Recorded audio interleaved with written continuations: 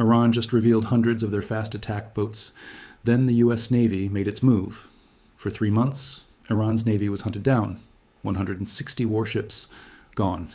Then this morning, new satellite images appeared. Not one boat, not 10, but 130, moving as one inside the Strait of Hormuz. Coordinated, silent, hidden in the dark waters near Keshem Island.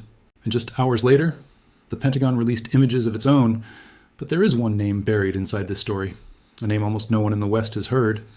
And what he is quietly preparing could change everything. Welcome back to The Currency War, the channel where global power, money, and military strategy meet, and where every decision in the Strait of Hormuz reshapes the world you live in. Before we go further, if you appreciate clear, calm, and serious analysis of the events shaping our times, please take a moment to subscribe. It costs you nothing, and it allows this work to continue reaching thoughtful viewers like you. We would love to know where you are watching from today, whether it's a quiet morning in Texas, a London evening, or somewhere in the Gulf itself. Drop your city in the comments so we know who is here with us. The morning of May 10th, 2026 began with a single piece of news that changed the mood across the entire Persian Gulf region. Fresh Sentinel-2 satellite imagery had been released, and it confirmed something the world had been waiting to see. More than 130 Iranian Revolutionary Guard fast attack boats were now sitting inside the Strait of Hormuz. They were moving in 2 large coordinated formations near Keshem Island and the smaller rock islands nearby. Jugan explained that this was not a random show of force. This was Iran placing its newest cards on the table. Since February of this year, the Iranian Navy had been hunted down piece by piece. Around 160 of their warships had been destroyed in operations linked to the United States and its allies. Their conventional naval power was almost finished. So what was left? The Mosquito fleet. These small, fast, low-profile boats were now Iran's last real option on the water. The story turns next to what made this morning so unusual. At the exact same time Iran released its satellite images, the United States Central Command released its own set of images in response. Those images showed F-16 Viper fighter jets actively flying missions in and around the Strait of Hormuz. They showed FA-18 Super Hornets on combat air patrols, launching from the decks of the American carriers. And they showed AH-64 Apache attack helicopters operating in the same waters. These were the same Apache helicopters that the Central Command commander, Admiral Brad Cooper, had personally flown over the strait just 1 week earlier on May 3rd, right before Project Freedom was launched. That operation had already sent several Iranian fast attack boats to the bottom of the sea. The message from Washington was clear. The boats can be seen, the boats can be hit, and the boats have already been hit before. Behind this lies a second layer of pressure. President Donald Trump himself released a photograph showing him standing over an image of the Strait of Hormuz, with the fast attack boats moving toward him. It was not a subtle move. It was a direct visual warning to the Iranian leadership. On the operational side, this was the United States telling Iran one thing. If those Mosquito boats try anything, the response from the U.S. Navy and U.S. Air Force will be immediate. But the picture deepens with a name that most people in the Western world have never heard before. That name is Brigadier General Mustafa Salami. Most viewers know the name Hossein Salami. He was the commander-in-chief of the IRGC, and he was killed in Israeli strikes in June of 2025. Mustafa Salami is his older brother, and he is a very different kind of figure. Unlike Hossein, who appeared everywhere giving speeches and threats, Mustafa stays in the shadows. He is part of Iran's regular army, not the IRGC. He is a veteran of the Iran-Iraq War from the 1980s. Today, Mustafa Salami serves as a senior advisor to the Chief of General Staff for Operations. That role places him deep inside the central headquarters that connects Iran's regular armed forces with the IRGC's joint military operations. He rarely appears on television. He does not give propaganda speeches. He keeps an extremely low profile. And that profile is the profile of a man doing real operational planning behind the scenes. The story turns once more to the bigger picture. Project Freedom, the U.S. operation launched on May 4th to guide neutral commercial ships out of the strait, had been paused after just 48 hours. That pause came at the request of Pakistan, while peace talks continued in the background. But President Trump made the terms very clear. If the situation does not improve, the operation will return. And it will return as Project Freedom Plus. He did not explain exactly what the word plus means, but the world is now watching the Strait of Hormuz to find out. To truly understand what is happening in the Strait of Hormuz, the story must move away from the boats for a moment and walk into the quiet rooms where real decisions are made. That is where Brigadier General Mustafa Salami matters. He is the figure no Western newspaper has placed on its front page yet, but he is the figure who may be quietly shaping every move the Iranian military makes. His role is unusual. He sits as a senior advisor to the Chief of General Staff for Operations. That position is not symbolic. It is the bridge between Iran's regular armed forces and the Islamic Revolutionary Guard Corps. In simple terms, when those two separate military bodies need to work together, the orders pass through the central headquarters where Mustafa Salami operates. His decades of experience from the Iran-Iraq War give him the authority that younger commanders lack. What happened next reveals the second part of this story. While the world was looking at boats, Iran was tightening its grip on its own people. CNN published a major report this week, and the report was difficult to ignore. It described how Iran has now built a two-tier internet system inside the country. For ordinary Iranians, the internet has been almost completely shut down. The blackout has now lasted more than 2 months. According to CNN, this is the longest recorded internet blackout in Iranian history. For millions of Iranians who run their small businesses online, the damage has been severe. Income has stopped. Families are struggling. Anger is rising in the streets and in the markets. But there is a second layer to this story. A new program called Internet Pro has been quietly introduced. This program gives privileged internet access to selected groups inside the regime, including hardliners and senior figures inside the IRGC. In other words, the regime can see the outside world. The people cannot. Reports also describe how the IRGC has been hunting down Iranians who use Starlink satellite terminals. The moment a terminal is switched on, the signal is traced, and the user becomes a target. Behind this lies the regime's deepest fear, that without internet control, the public will discover the true scale of the military losses and rise up. The picture deepens further when the actual boats themselves are studied. The fast attack boats now massed inside the Strait of Hormuz are not toys. They are dangerous, and they must be respected. Each boat measures between 60 and 75 feet in length. Each one is powered by diesel engines that can push the vessel to speeds of 50 to 60 knots. That speed is faster than the U.S. Navy destroyer it is chasing. The weapons mounted on these boats are not light. They carry 107mm rockets, 12.7mm heavy machine guns, and 23mm automatic cannons. But the most serious weapon is the C-802 Noor anti-ship missile.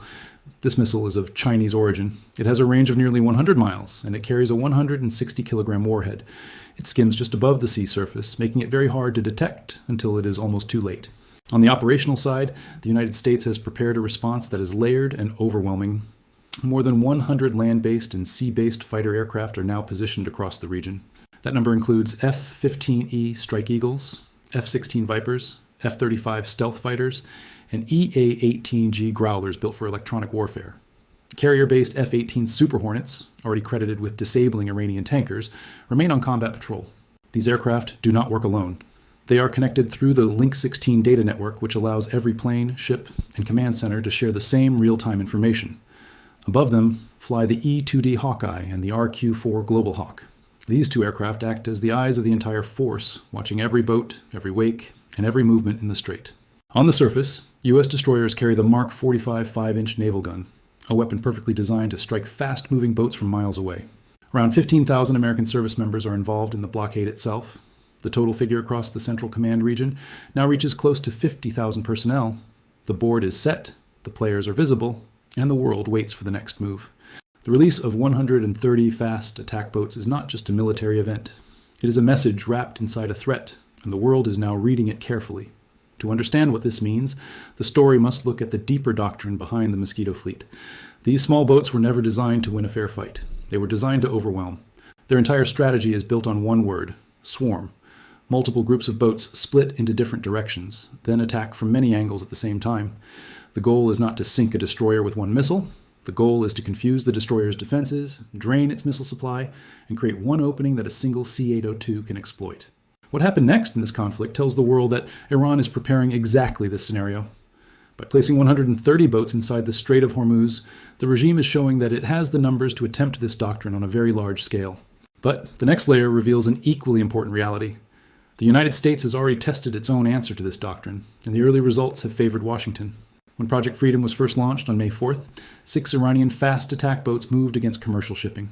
Within hours, those 6 boats were destroyed by Apache attack helicopters and MH-60 Seahawk helicopters. None of the 6 returned to base. The question now is whether the same playbook works against a swarm 20 times larger. Military analysts say yes, but at a much greater cost in ammunition, fuel, and risk. The story turns next to the words of President Donald Trump. He has publicly used a new phrase, Project Freedom Plus. He has not yet explained what the word plus means, but the meaning is becoming clear through other channels. The plus is believed to include 3 new layers. First, direct strikes against the IRGC command and control centers that coordinate the boat swarms. Second, The renewed use of the GBU-72 5,000-pound bunker buster bomb against hardened coastal launch sites. And third, expanded covert intelligence operations targeting Iran's military communications and financial networks. Behind this lies the most important factor of all, oil. The Strait of Hormuz is the most important energy choke point on the planet. Roughly 25% of the world's seaborne oil passes through this narrow corridor every single day. If the swarm engages and the United States responds, the consequences will not stay inside the Gulf. They will travel directly into the price of fuel at every petrol pump in Europe, in Asia, and across the Americas. Oil traders are already preparing. Insurance rates for Gulf shipping have jumped sharply. Tanker companies are quietly rerouting voyages. Some are paying extra crews to remain on standby in case the strait closes again. On the operational side, the political picture inside Iran is also splitting. The regime is showing public unity, but the cracks are visible. President Masoud Pezeshkian was reportedly informed about earlier IRGC actions only after they had been carried out. The hardliners around the Supreme Leader's office, led by figures like Mojtaba Khamenei and Ahmad Vahidi, appear to be taking direct control of military decisions. The picture deepens with the financial reality. Iran's currency, the rial, has collapsed to historic lows. International Monetary Fund projections show the Iranian economy shrinking by more than 6% this year, while inflation has soared past 68%. For Iranian families, this means the cost of bread has more than doubled. Salaries have lost most of their value. And the IRGC, the very force placing boats inside the strait, has reportedly struggled to pay its own soldiers. A different perspective comes from Iran's supporters. They argue that the boat swarm is a defensive measure, not an offensive one. They claim Iran has the right to protect its own coastline against what they describe as an American occupation force at its doorstep. European voices remain divided as well. Some governments quietly support the U.S. blockade because it slows Russian and Chinese oil shipments. Others fear that any major escalation will damage their own fragile economies in the months ahead. The board is no longer simple. It is a global puzzle with energy, finance, and military power tangled together, and every move now reshapes the world. The story now reaches the question every viewer is asking: what happens next? The honest answer is that the next 72 hours may decide the direction of this entire conflict. Iran has placed its boats, the United States has placed its aircraft, and both sides are now waiting to see who blinks first. There are three main paths ahead. The first path is dialogue.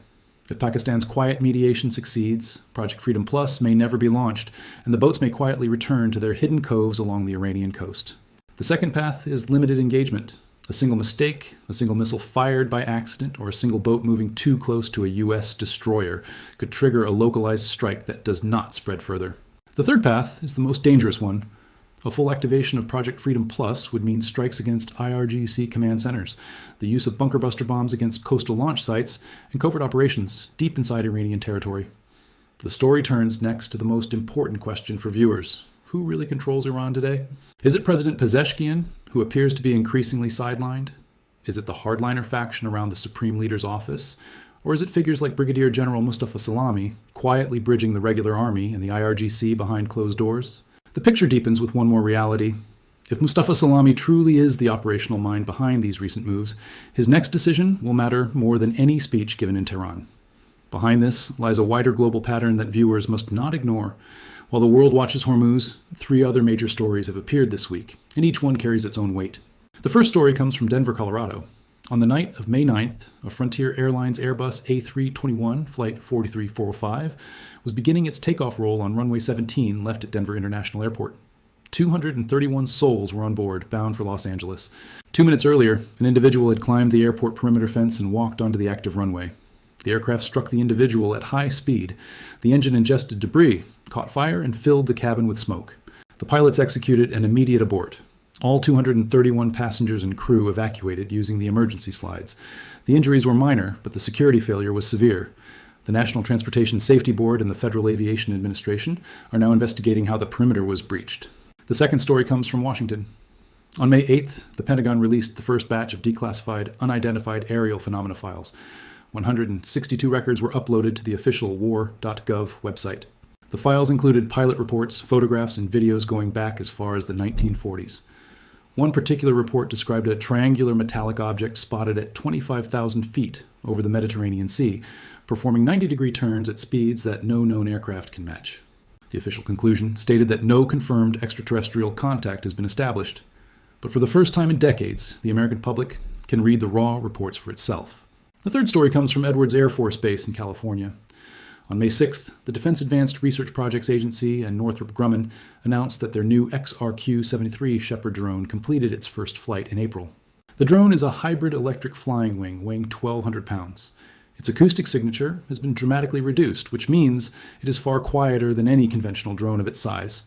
Engineers describe it as the future of intelligence, surveillance, and reconnaissance. The story now turns directly to the viewer. What do you think will happen in the Strait of Hormuz in the next few days? Will Iran fire the first shot, or will the hardliners pull back at the last moment? Will Mustafa Salami step forward, or remain in the shadows? Drop your thoughts in the comments below. Tell us your city, your country, and your reasoning. Every comment is read carefully in the first hours after a video is published. To stay informed, viewers are encouraged to follow trusted defense reporting from the Central Command Press Office, Reuters, and Bloomberg Energy desks. Reliable information is the strongest defense any citizen has. The boats are floating, the aircraft are flying, and the world economy is holding its breath. This is the currency war, where every wave in the Gulf moves the price of bread on your table.